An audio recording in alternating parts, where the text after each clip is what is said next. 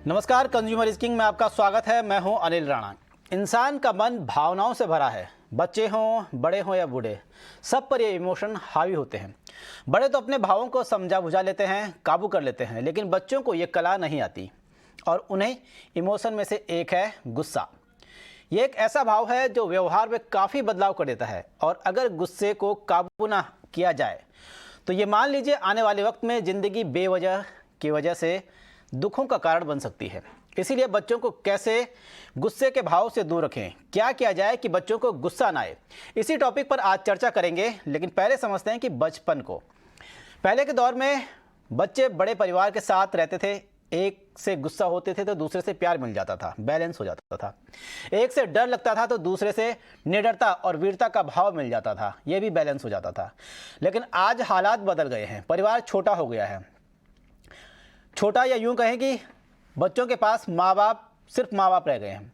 बच्चों की समझ बढ़ गई है और अगर उनको तवज्जो ना मिले तो वो फिर से गुस्सैल हो जाते हैं। कच्ची उम्र में उनके गुस्से को दबाया या काबू किया जा सकता है, लेकिन वक्त के साथ साथ यही गुस्सा उनके लिए भी काबू से बाहर हो सकता है। बच्चों को गुस्सा क्यों आता है, इसी टॉपिक पर चर्चा को आगे बढ़ाते हैं। हमारे साथ हैं doctor Mimansa Singh Tanwar, Fortis national mental health programme से। साइकोलॉजिस्ट है doctor Mahalakshmi Rajagopal, child specialist है और काउंसलर हैं। डॉक्टर रवि किरण हैं, ये भी कंसल्टेंट हैं और सकारा वर्ल्ड हॉस्पिटल से हैं। आप सभी मेहमानों का 18 हाउस स्वदेश में बहुत बहुत स्वागत है इस चर्चा में। डॉक्टर मीमांसा, सबसे पहले आपसे ही समझना चाहूँगा, एक पिक्चर थी, अल्बर्ट पिंटो को गुस्सा क्यों आता है? तो पिंटो को इसलिए गुस्सा आता था, वो सिस्टम से बड़ा परेशान था, समाज से बड़ा परेशान था। उसकी बातें नहीं सुनी जाती थी, उसको अमीरों के द्वारा दबाया जाता था। उनका एक सिस्टम था जिससे वो परेशान था।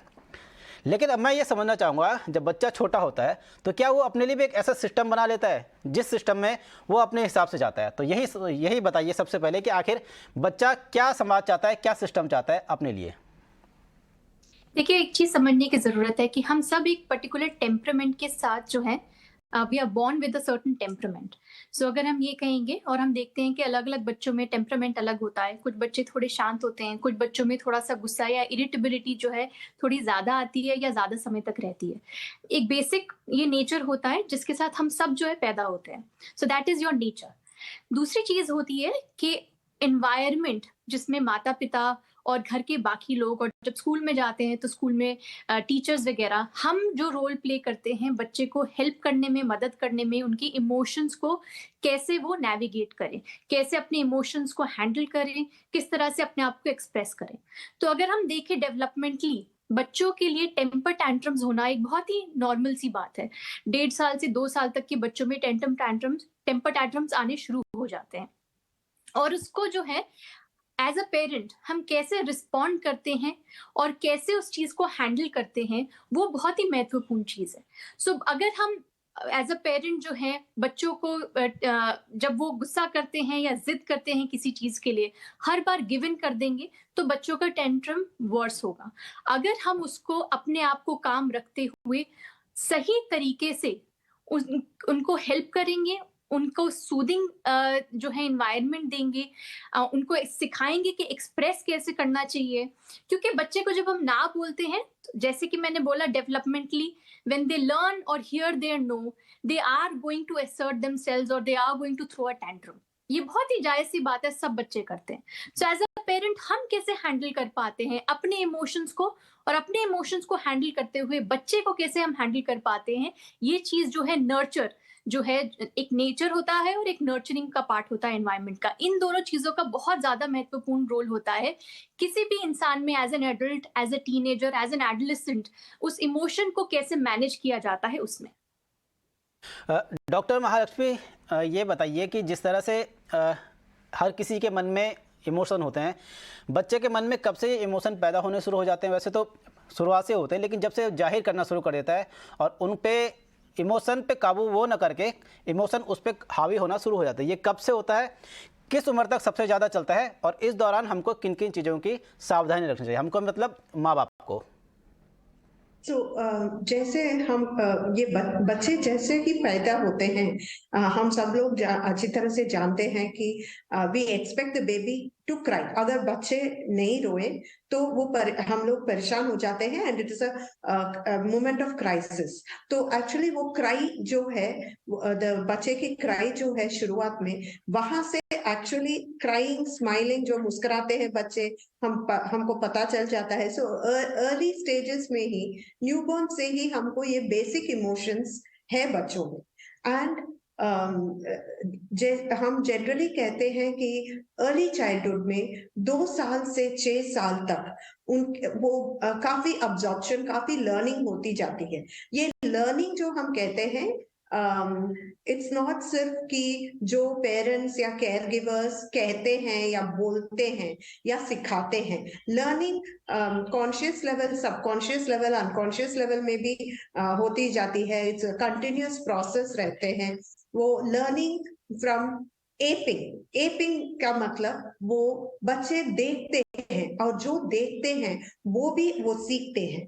तो अगर वो देख रहे हैं कि अपनी दुनिया में, अपनी फैमिली में या अपनी केयर गिवर जो भी हो, वो पेरेंट्स हो सकते हैं या टीचर हो सकती है या ग्रैंड पेरेंट्स या कोई और नानी है घर पे, कोई भी, अगर वो बच्चे को ये एक्सपीरियंस हो रहा है, वो इनका अनुभव ये है कि अडल्ट्स, अपनी केयर गिवर्स जो अपनी इस दुनिया में हैं, वो अपनी इमोशंस को एग्जिबिट करते हैं, जरूरत से ज्यादा उसको यूज करते हैं, बहुत फ्रीक्वेंटली एग्जिबिट करते हैं।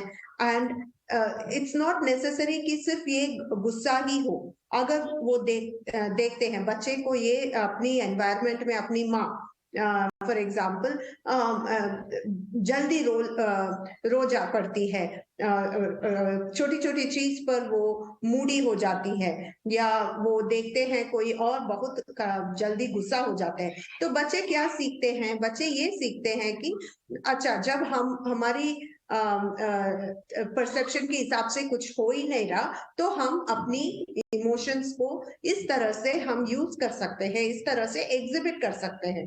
तो देन वो लोग बहुत सीखते हैं। So learning period, early childhood बहुत ही जरूरत है, बहुत इंपॉर्टेंट पीरियड है, जब हम बच्चों को ठीक तरीके से मोल्ड कर सकते हैं। और ये जिम्मेदारी केयर गिवर्स के ऊपर है। तो उनकी इमोशंस वहां से शुरू होती है एंड धीरे धीरे, मेनी अ टाइम्स क्या होता है, जब बचपन में, जब टॉडलर स्टेज में बच्चे होते हैं और तब बच्चे गुस्सा दिखाते हैं, मेनी अ टाइम्स में बहुत सारे फैमिलीज में ये होता है कि वो लोग हंसते हैं, वो हैं, अच्छा ये छोटी चीज के लिए बच्चा गुस्सा हो रहा है, देखो उसका गुस्सा कैसा है। तो उसको एक इनडायरेक्ट फॉर्म ऑफ रीइंफोर्समेंट मिल जाता है, तो उनको लगता है कि ये सही है। एंड वो धीरे धीरे बढ़कर वो एक भयंकर रूप भी ले सकते हैं, जैसे भी वो लोग लेट चाइल्डहुड और एडोलेसेंस में आते हैं। 2-3 साल की उम्र से लेके और 10-12 साल की उम्र, जो बहुत इंपॉर्टेंट है बच्चे के लिए, जब उसके इमोशन जो है काफ़ी हावी होने लग जाते हैं, काफ़ी मेच्योर होने लग जाते हैं। डॉक्टर रवि किरण, एक चीज़ जो अहम चीज़ है, अब उस पर आना चाहूँगा। भेदभाव, हमको लगता है कि हम बच्चे के साथ भेदभाव नहीं करते हैं, लेकिन कहीं ना कहीं भेदभाव होता है। अब आपको थोड़ा उदाहरण देना चाहूँगा। 2 भाई हैं, एक बड़ा है एक छोटा है। बड़े भाई को, कई घरों की स्थिति ऐसी होती है, पहले ज़माने में तो बहुत ज़्यादा होती थी कि बड़े भाई के कपड़े छोटे भाई को दे दिए जाए। वो छोटा भाई इस चीज़ को महसूस करता था कि हाँ, मेरे साथ भेदभाव हो रहा है। प्यार को लेके भी ऐसे होता था, जिस तरह से थोड़ा बड़ा भाई है उसको शुरू में प्यार मिलता था, लेकिन जब छोटा आ जाता है तो उसको ज़्यादा मिलता है, तो वो भी ये महसूस करने लग जाता है कि ये मेरे छोटे भाई के साथ ज़्यादा प्यार मिल रहा है, मुझे नहीं मिल रहा है, मुझे तवज्जो नहीं मिल रही है। क्या ये चीज़ें बहुत इंपॉर्टेंट या बहुत मायने रखती हैं बच्चों को गुस्सैल प्रवृत्ति का बनाने में? ये चीज जो आपने बताई, ये बहुत इंपॉर्टेंट ही है, क्योंकि ये माय प्रीवियस कॉलीग जो बोल रही थी कि नेचर और नर्चर दोनों का हिस्सा है। तो नेचर तो है, वो उसको हम अभी अल्टर तो नहीं कर सकते हैं, लेकिन नर्चर जो है उसमें बहुत ज्यादा है, क्योंकि बच्चा तो हमारे पास है, कंपेयर तो होता ही है और चीजें बांटते भी है उनमें, लेकिन उनको ठीक से समझाना इंपॉर्टेंट है। जब हम गुस्सा का बात कर रहे हैं, हम 2 लेवल पे बात करना है। एक, अभी इस गुस्सा को कैसे कंट्रोल करें या डिवेट करें। दूसरे, लॉन्ग टर्म इसको कैसे हैंडल करें, मतलब ये इसका रूट कॉज क्या है, उसको एनालाइज कैसे करें, बच्चा को इसका खुद का एनालिसिस कैसे सिखाए, और हम उसके लिए कैसे सपोर्ट करें। जब छोटा बच्चा को बड़ा बच्चा का क्लॉथ्स मिलता है तो ठीक है, पहले उसको पता नहीं होता है, फिर कंपेयर करते करते उसको लग जाएगा। लेकिन बच्चा को ये भी सिखाना है कि जैसे हम कपड़े बांटे हैं, वैसे बड़ा बच्चा का प्यार भी आपको मिल रहा है, बड़ा बच्चा का सुविधाएं भी आपको मिल रहा है। एंड ग्रेटिट्यूड जो बच्चों में होता है वो नर्चर है, लेकिन हम सिखाना है। ये ऐसा नहीं कि वो नेचुरली ग्रेटफुल होते हैं या फिर नेचुरली अनग्रेटफुल होते हैं, ऐसे नहीं होता है। उनको सिखाना है, और ये सिखाने का काम जब वो गुस्से में है तब नहीं करना है। जब वो शांत है, वो गुस्से से बाहर आए हैं, उसको उस सिचुएशन को रिकंस्ट्रक्ट करके बताना है कि ठीक है, ऐसे ऐसे हुआ तो आपको ऐसे गुस्सा आया, तो गुस्सा आने का कारण क्या था, वो सही था या नहीं सही था, उसका एनालिसिस उसको खुद सिखाना पड़ेगा धीरे धीरे जब वे बढ़ते हैं। लेकिन ये छोटा बच्चा का पार्ट का हुआ। और प्यार जो बड़ा बच्चा का मिलता है, बड़ा बच्चा को मिलता है कि अब तक माय डियर बेबी वो था, अभी दूसरा बच्चा आने के बाद माय डियर बेबी तो सडनली ये हो गया, तो ये मेरा प्लेस ले गया, ये मेरे जगह में आ गया, तो इसको नेचुरली थोड़ा डिस्प्लेसमेंट का रिएक्शन होता है। तो हम उसको भी बताएं कि नहीं, ये नहीं, इट्स दोनों को आपका प्यार आपको मिलता ही है, आपका जो है, आपका जो हमारा मन में है वो होता है, ये उसको बताना भी है, हम उसको उसके साथ जो हम करते हैं उससे प्रूव भी करना है। मतलब we should start spending more time with the elder one. This is in particular about the particular case of elder sibling and younger sibling. But over the range of time, बच्चों को ये समझना होगा कि हमें जो पॉजिटिविटीज है, negativities है, वो दोनों को इक्वली हो रहा है, और बच्चों को इनका मूल कारण एनालिसिस करने के लिए थोड़ा थोड़ा सिखाना पड़ेगा। उसमें बड़ों का हिस्सा बहुत ज्यादा है, कहानी सुनाना है, एग्जाम्पल के बताना है। सो बेसिकली उनको थोड़ा सेल्फ कंट्रोल, सेल्फ एनालिसिस का धीरे धीरे सिखाना पड़ेगा। यानी उनको गुस्से को काबू करने की कला और दूसरी चीज़ें सिखानी पड़ेंगी। डॉक्टर रवि, इसी में थोड़ा सा एक कदम और आगे जाना चाहूँगा। ये तो थी घर की बात, अगर हम बाहर जाते हैं, स्कूल में जाएंगे, अपने समाज में जाएंगे, वहाँ पर भी कहीं ना कहीं इस तरह के डिस्क्रिमिनेशन होते हैं, बच्चों को भेदभाव होता है, उस दौरान भी वो काफ़ी कुछ सीखता है। तो ऐसी परिस्थिति में किस तरह से माँ बाप को अपना रोल अदा करना चाहिए, बच्चों को कैसे कैसे समझाना चाहिए, और जो हमारे आसपास के लोग हैं उनको भी अपने या दूसरे के बच्चों पर किस तरह से ध्यान रखना चाहिए? गलत काम कर लिया, ओके, और आपका बाजू वालों को गुस्सा आया, तो इमीडिएटली ये समझाना पड़ेगा कि पहले हम इस सिचुएशन को रिएक्ट करने के बदले में postpone the whole reaction by one day and analyse the situation. बच्चों को इसमें कुछ लेसन्स होते हैं, हम नेबर्स को क्या बोलना है, उसमें कुछ उस कैसे हैंडल करना है, नेबर्स को कुछ करना नहीं, हैंडल कैसे करे उस सिचुएशन को, क्योंकि बच्चा तो मन से नहीं करता है, हो जाता है, लेकिन बच्चा को उससे क्या लेसन मिलने वाला है, वो लेसन हम उसको सिखाना है। मतलब क्यों ऐसे किया, क्या हुआ इससे, और क्यों कंपेयर किया। For example, one child has taken the ball of another child and they are fighting with each other for that, and in that case why he did that, was it necessary, could it have been something better? So each situation has to be handled उस situation के हिसाब से। और एक और चीज है, एक बच्चा को मार्क्स, मेरा बच्चा को मार्क्स कम आया दूसरे बच्चों के कंपेयर किया तो कंपैरिजन तो हो ही जाता है, और बच्चा के ऊपर दबाव डालना शुरू भी हो जाता है। लेकिन हम खुद का असेस भी करना है कि हम ठीक कर रहे हैं, नहीं ठीक कर रहे हैं।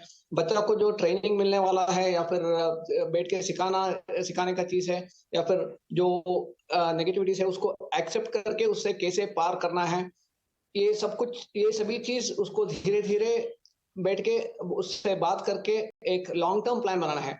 ये एंगर मैनेजमेंट जो है वो शॉर्ट टर्म गोल कभी भी नहीं हो सकता है। मतलब पेरेंट्स को समझना है कि मैं इसके लिए थोड़ा लंबे तरीके से उनको काम करना होगा बच्चों के गुस्से को रोकने के लिए, यानी कि ये पूरा मामला है।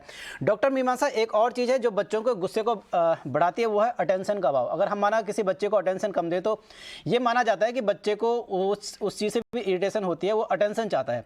और कई बार ऐसे हो जाता है कि माँ बाप हो या कोई और हो, वो बच्चे को अटेंशन नहीं दे पाते। क्या ये भी एक साइकोलॉजी मानी जाए बच्चों की कि अटेंशन की कमी के कारण उनका व्यवहार गुस्सैल होता जा रहा है? नहीं, मैं ये नहीं कहूँगी कि सिर्फ अटेंशन की वजह से जो है बच्चों में गुस्सा बढ़ता है। मुझे लगता है कि हमें ये समझने की ज़रूरत है, जैसे कि मैंने पहले बोला, कुछ बच्चों में गुस्सा जो है एक इंटेंसिटी से आता है, ज्यादा मात्रा से आता है, और कुछ बच्चों में थोड़ा कम मात्रा से आता है। इरिटेबिलिटी जो है सिचुएशन के बेस्ड पे होती है। कोई भी सिचुएशन हो सकता है जो एक बच्चे की इरिटेबिलिटी को जो है एग्रीवेट कर सकता है। चाहे अगर भूख लग रही है और बच्चे को खाना टाइम से नहीं मिला, तब भी इरिटेशन थोड़ी हो सकती है। अगर उनकी जो है लड़ाई किसी दोस्त के साथ हो गई, उसकी वजह से भी इरिटेबिलिटी हो सकती है। और भी कोई रीजन हो सकते हैं। माँ बाप जो है बिजी हैं, बच्चा कुछ बात करने की कोशिश कर रहा है, वो जवाब नहीं दे पा रहे या डिस्ट्रैक्टेड हैं, उस वजह से भी थोड़ी इरिटेबिलिटी हो सकती है। पर इन सब चीजों को हैंडल करने का एक तरीका होता है। दूसरी चीज मैं ये बोलूंगी कि हमें ये समझने की जरूरत है कि aggression, anger is a normal emotion. हम सबको गुस्सा आता है, बट वो गलत तब बनता है जब वो एग्रेशन में चेंज हो जाता है और वो एंगर पे कंट्रोल नहीं रहता, वो चाहे बच्चा हो चाहे बड़ा हो। और बच्चों के लिए aggression is a learned behaviour. अपने एनवायरनमेंट से सीखते हैं, अब वो चाहे एडल्ट हो, कोई ह्यूमन हो, या फिर इवन ऑन मीडिया या ऑनलाइन गेमिंग, जो कंटेंट वो देखते हैं जिसमें एग्रेशन होता है, वो उसी चीज को इमिटेट करते हैं। तो कहीं ना कहीं इमीडिएट ग्रेटिफिकेशन, अगर सडनली जो है कोई चीज उन्हें चाहिए और वो ग्रेटिफाई नहीं हो रही, कुछ बच्चों में उस चीज की इंपल्सिव एंगर आ सकता है, इरिटेबिलिटी आ सकती है। जब आप देखते हैं कि मेरे बच्चे में गुस्सा थोड़ा जल्दी आता है, ज्यादा आता है, तो दो तीन कुछ चीजें हैं जो देखने की जरूरत है। पहली चीज, एनवायरनमेंट में देखें। चाहे आप खुद हो, क्या आपको भी इंपल्सिविटी ज्यादा आती है? आपका भी गुस्सा रिएक्शन जो है छोटी छोटी चीजों पे जल्दी आ जाता है? तो बच्चा भी वो सेम चीज लर्न करेगा। दूसरा, ऑनलाइन गेमिंग का कंटेंट, अगर एग्रेशन है, इनफ रिसर्चेस टू शो, अगर एग्रेशन जो है बच्चा देखेगा, वो उसको इमिटेट करेगा। तीसरी चीज, even in schools and neighbourhood, अगर बच्चा बुलिंग का एक्सपीरियंस देख रहा है या फ्रेंड्स के साथ जो है कहीं ना कहीं उनको दिक्कत हो रही है, ये सारी चीजें बच्चे के बिहेवियर में आ सकती है as an aggression, as an irritability. तो कहाँ पर बच्चा स्ट्रगल कर रहा है, वो चीज हमें देखने की जरूरत है। उससे हम बच्चे के गुस्से को, इरिटेबिलिटी को शांत कर पाएंगे। Anger as an emotion is not wrong, but how as a parent we handle it, what are the reasons for that anger that the child is showing time and again? Is my child having that intensity कि उनका गुस्सा एकदम peak से आ जाता है और फिर धीरे से नीचे जाता है? उस टाइम पे मेरा रोल एज अ पेरेंट बहुत जरूरी है। तो पहली चीज, मुझे काम रहने की जरूरत है। दूसरी चीज, मुझे बच्चे को थोड़ा सूदिंग टेक्निक सिखाने की जरूरत है। बच्चे के साथ करें, अगर छोटा बच्चा है तो उसके साथ करें। आप चाहे ब्रीदिंग करें, चाहे मुंह को धोएं, चाहे थोड़ा सा गैप लेकर आए, चाहे डिस्ट्रैक्शन का यूज करें, या बच्चे से पूछे क्या चीज इस टाइम पे आपको हेल्प करेगी। Let's do that and do it together with your child. Secondly, अगर बच्चा थोड़ा सा बड़ा है, टीनेज है, तो उनको एक्सप्रेस करने की बात बताएं। How to express anger. अगर आप थोड़ी देर अकेले बैठना चाहते हैं, कोई बात नहीं, but come and talk to me about what is making you feel angry. ये सारी चीजें जो है बच्चे के साथ करने की जरूरत है। अलग अलग एज ग्रुप में आपको उसको अलग अलग तरीके से हैंडल करने का जरूरत है। उस तरीके से हम जो है इमोशनल मैनेजमेंट स्किल्स बच्चों को सिखाते हैं, क्योंकि कभी कभार हम ये देखते हैं कि इमोशनल रेगुलेशन, हम अपने इमोशन पे कैसे कंट्रोल कर पाते हैं। कुछ बच्चों में ज्यादा होता है, कुछ बच्चों में कम होता है, and it can always be worked upon. आपने इमोशन को एक्सप्रेस करने की बात कही, गुस्से को। कई बच्चे होते हैं जो अलग अलग तरीके से गुस्से का इजहार करते हैं। मैं ये समझना चाहता हूँ कि कौन सा गुस्सा ज़्यादा खतरनाक होता है? गुस्से में हंसना, गुस्से में रोना, गुस्से में चुप होना, या गुस्से में तोड़फोड़ मचाना? ये कौन सी इनमें ऐसी चीज़ें हैं जो सबसे ज़्यादा खतरनाक बच्चे को हमें लगता है कि ये वाला गुस्सा बाद में इसके लिए नुकसानदायक बन सकता है, खतरनाक बन सकता है? एग्जाम्पल्स दिए, वो दो तरह की चीजें। एक है बच्चा एक्सटर्नलाइज कर रहा है अपने गुस्से को, मतलब कि तोड़फोड़ करना, किसी को मारना, कोई चीज जो है नुकसान पहुंचाना, डिस्ट्रक्ट करना चीजों को, ये है एक्सटर्नलाइजेशन ऑफ एंगर। दूसरी चीज है internalisation of anger, which means कि मैं गुस्से को अपने अंदर दबा के उसको किसी तरीके से, या तो नेगेटिव थिंकिंग बहुत ज्यादा हो रही है, या मैं ज्यादा से ज्यादा अपने आप को आइसोलेट कर रहा हूँ या कर रही हूँ, ये इंटरनलाइजेशन ऑफ एंगर हो जाता है। दोनों ही चीजें मुझे लगता है कि उस पर काम करने की जरूरत है। एक्सटर्नलाइजेशन जो है वो एकदम नेचुरली दिखता है, वो हम सबको दिखता है, क्योंकि वो ऑब्वियसली बहुत ही ओवर्ट सा बिहेवियर है। सो हम एकदम से, हमें रिकग्नाइज होता है कि बच्चे को गुस्से की प्रॉब्लम है और हमें इसे हैंडल करने की जरूरत है। जहां तक हम इंटरनलाइजेशन की बात करते हैं, आप ये देखते होंगे कि इवन इन एडल्ट्स कभी कभार वो अपने आप को कट ऑफ कर देते हैं, वो बिल्कुल साइलेंट मोड में चले जाते हैं, ज्यादा बात नहीं करते, अपने आप अंदर उस गुस्से को जो है कहीं ना कहीं उस पर होल्ड ऑन करके रखते हैं और चीजों को जल्दी से रिजॉल्व नहीं करते, even that is harmful, because आगे चल के रिलेशनशिप्स में जो है इस तरह का difficulty in handling one's emotions जो है रिलेशनशिप्स पे कहीं ना कहीं इम्पैक्ट दे सकता है।